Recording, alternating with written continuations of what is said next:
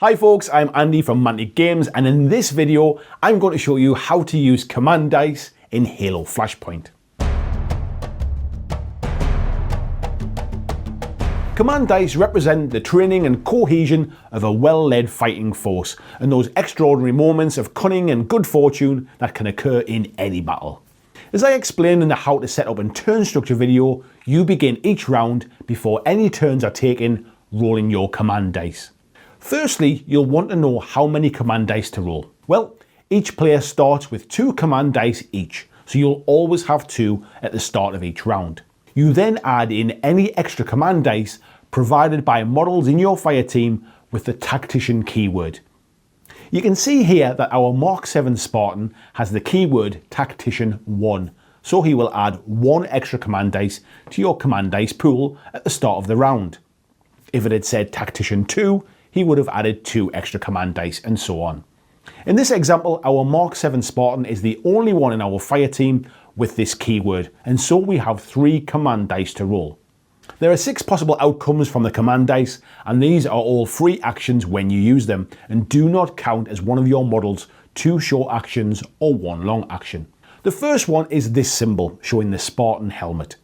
This will allow you to instantly activate a second model that does not already have an activated token against it. So when you finish activating one of your models, you could use this command die to instantly activate another model from your fire team before your opponent gets to activate a model. This can be useful, for example, by activating a ranged model to move into position, fire at an enemy and remove their shields, only to use this command die and instantly activate a second model who can sprint across into the vulnerable enemy's cube and assault them before they've had a chance to respond. This is obviously quite powerful, so there are some restrictions to this. Firstly, you may only activate a maximum of 2 models in a turn before your opponent gets to take a turn. So if you have multiples of this command die, you cannot chain them together multiple times. And secondly, you cannot do this in the first turn of the game. Alternatively, you could choose to use this symbol to steal the first turn of the next round from your opponent. Remember when I said that whoever finishes activating all of their models first will go first next round? Well, using this at the end of the round will override that, and you'll get to have the first turn, which again can be powerful. The second symbol is this one, showing a D8 die.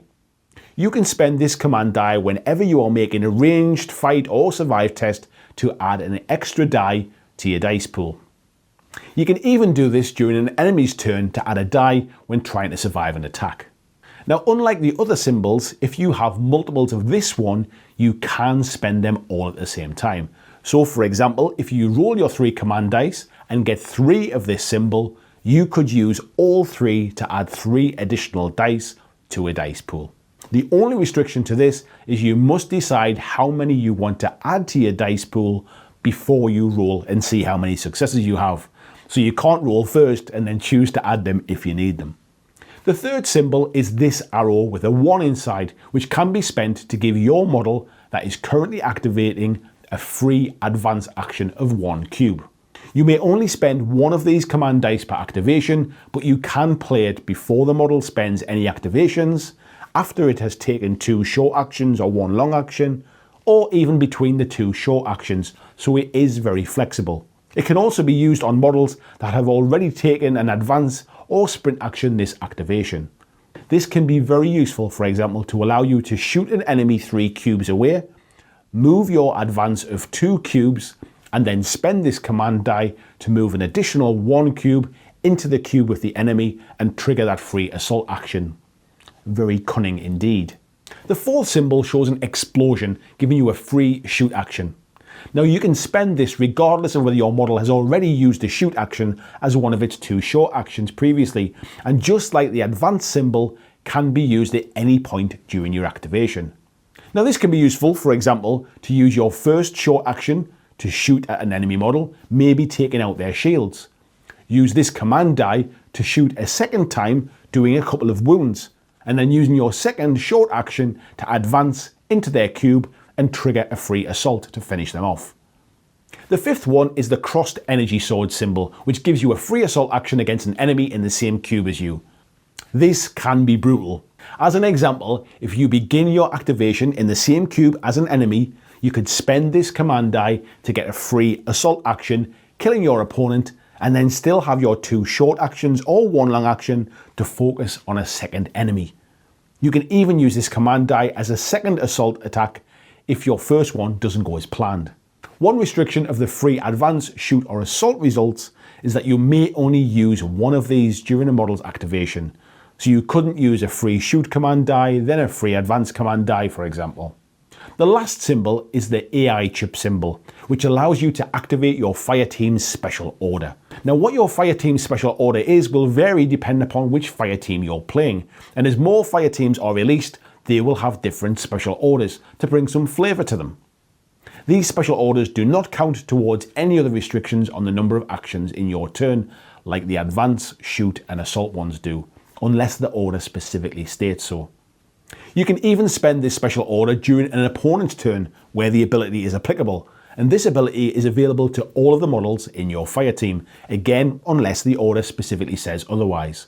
As an example, the Spartan special order Snapshot allows you to spend this command die when an enemy moves into your cube using an advance or a sprint action, which would then trigger a free assault for them.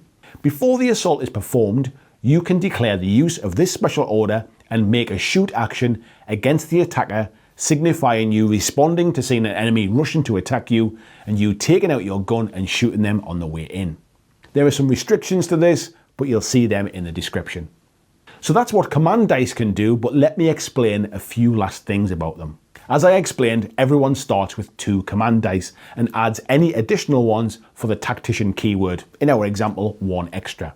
You would roll these 3 dice, however if you aren't happy with the result, your Tactician keyword helps you out here. Whatever the number is in brackets allows you to re-roll that many dice. So in our example with Tactician 1, this would allow us to re-roll 1 command dice result that we weren't happy with. You must keep this second roll regardless of the result.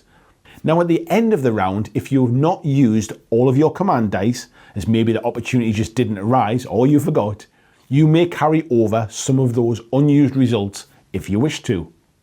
Now the number you are allowed to carry over is again the number in brackets after Tactician. So in our example, you could carry over 1 unspent command die to the next round. The only restriction to this Tactician keyword is that at the start of the round, the model with this keyword must be on the board in play. If your Tactician model is off the board waiting to respawn at the start of a round, you do not get the additional command dice, or get to reroll that many results, or carry over that many unspent dice. This is why as you start to build out different fire teams, as you get more options, you may want to include multiple models with this keyword.